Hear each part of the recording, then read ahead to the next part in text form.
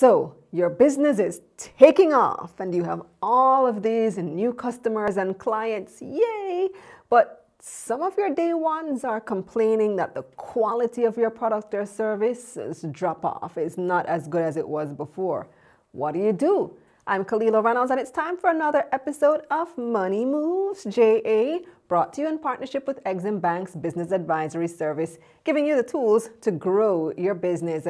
Joining me now to discuss how to balance that growth of your business and the quality of your product or service, we have the man with the plan, Chairman of Fontana Pharmacy, Kevin O'Brien Chang.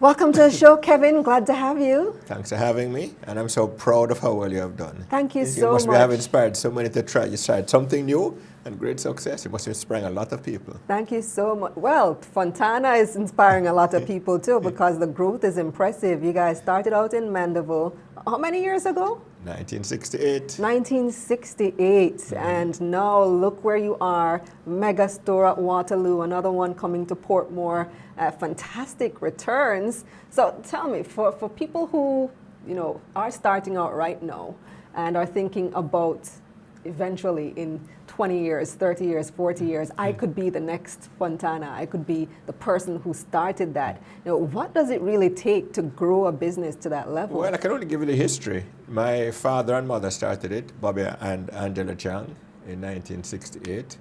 And I would say the secret of Fontana being successful and lasting was the staff. They're always very close to the staff and customer focused.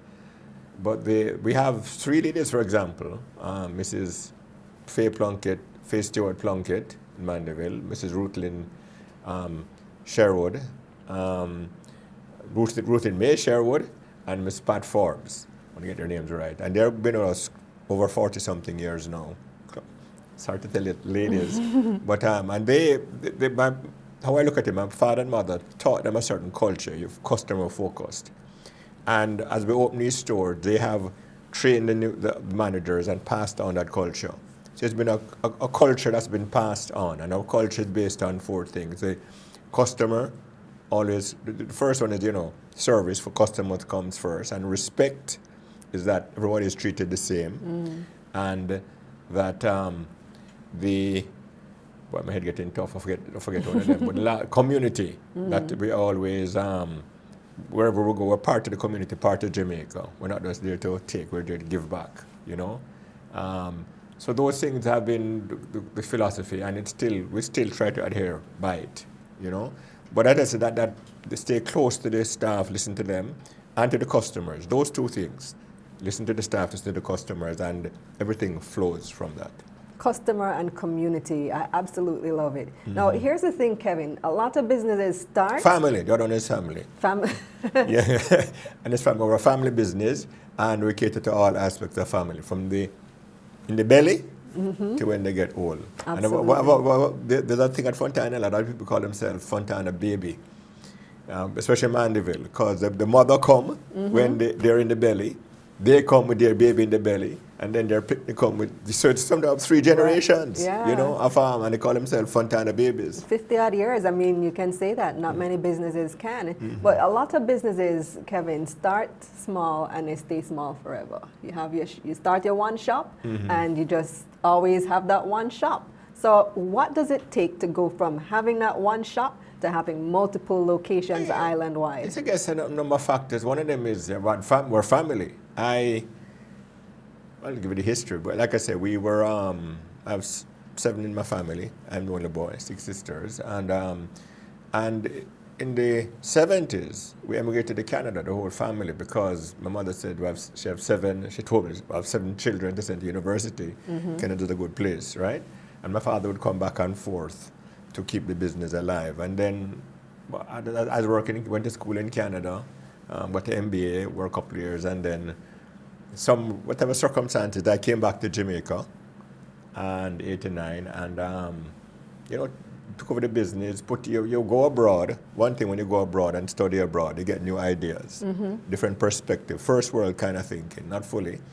And so I, made changes. And then in 2000, my sister Anne and her husband Ray, Fontana was growing in Cinema Bay, and parents said, "But if you need a little help," and I said, "Sure." And they came, and they are more Canadian than me because they grew up. So I brought some first world, being Jamaican and Canadian, and they brought more, I would say. And so it's different phases of family, kind of. So I don't know if there's a formula I could say do that, but that's how the formula has been for us. Different eras of family with different broader perspectives.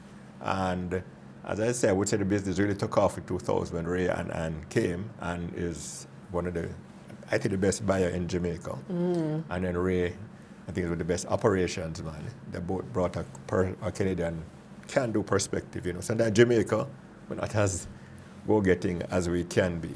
So it's a cultural thing. But we have always maintained, so no matter how Fontana grows, I will try to bring first world work ethic and technology and all that. But it's all must remain Jamaican. So our little slogan is first world efficiency with Jamaican warmth.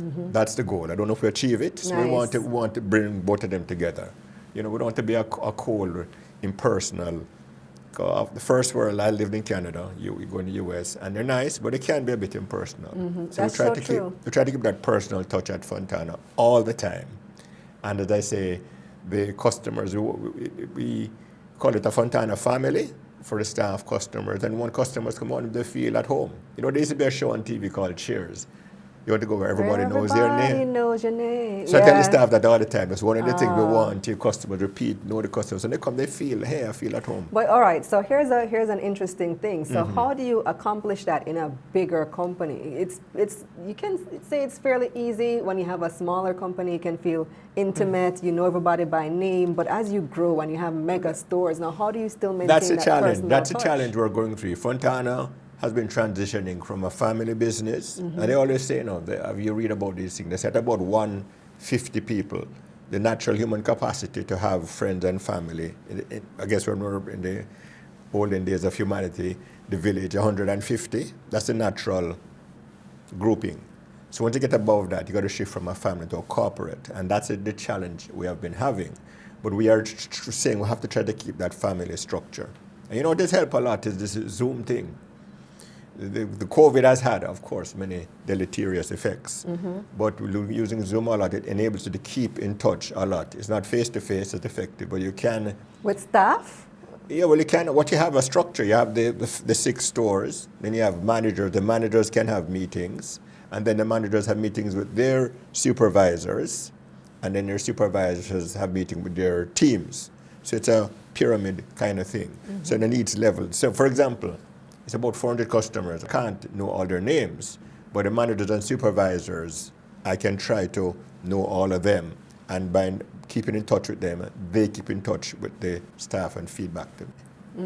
So as I say, it's a challenge of moving, but you have to try to, as I say, you keep in touch with a certain key people at the store, and they feedback the info to you. And I always say we have an open door thing. If somebody needs to talk to any of the directors, sure, we're willing to talk to them. Has the pandemic helped? And we have a staff big up thing to that. Staff, when they get praises and all that, we big them up to make sure they feel part of a team. Has the pandemic helped or hindered? Well, it of course obviously hindered. We have a lot of logistics challenges, stock challenges, shipping costs have gone up. But luckily, we have the best buyer in Jamaica, Anne. She has kept ahead of the game. And they say stock is king now, and that's where we've really made an effort to get a lot of this needed stock. So those are the hindrances. And then the curfews and the different thing. But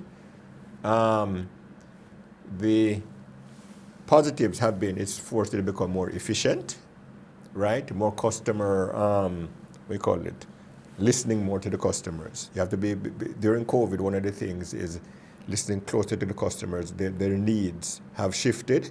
So how do you accommodate them as much as you can, right? And then I said it, the Zoom meetings, you really realize, wow, the managers can have regular meetings before the penny dropped. You could have done it before, but no, it said, so they keep in touch a lot more.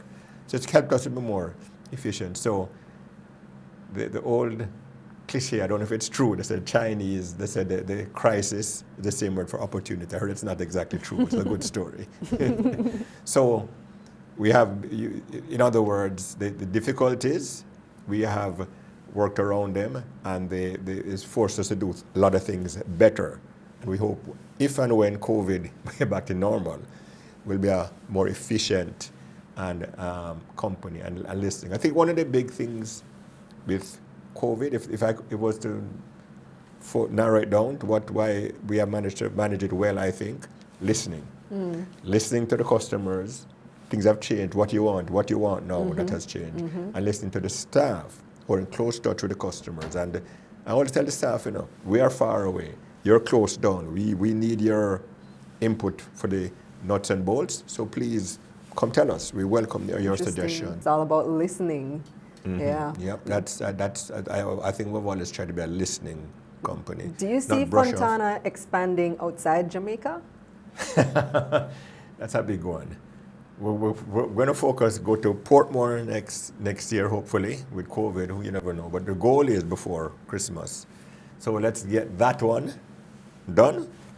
And then we want to get the website fine-tuned, because the logic is that we are maybe 50% coverage here with Portmore of Jamaica, but there's still places where they don't have access to physical Fontana. So on the website, so all the stuff that is available at Fontana, somebody in Portland, St. Elizabeth, the parts that are far away, the population basis. So that's the goal. Internationally, I have to worry about that after. Look in front of your nose first. Well, finally, Kevin, what's your advice to small businesses seeking growth? Listen closely, and please their customers and their staff. Happy staff equals happy customers, and happy customers equals happy directors, stock people, and all of that. That's the base. So you listen closely, and the parents always say, treat people good, and they will treat you good. If I have to narrow it down in one thing, treat your staff good, treat the customers good, and you will prosper in general. Wonderful. Thank you so much, Kevin. Thanks very much. Here's a recap of some of Kevin's key points. It's absolutely important to listen to your staff and customers. Try combining ideas from different generations to gain a new perspective. Managers and supervisors should be the eyes and ears on the ground to report problems to the boss so that they can be addressed.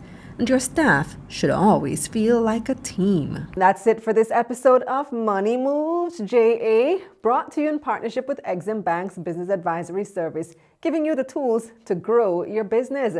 Visit their website at eximbankja.com and visit my website, KalilaReynolds.com, for a summary of this episode. You can click the link in the description box below. I'm Kalila Reynolds. Until next time.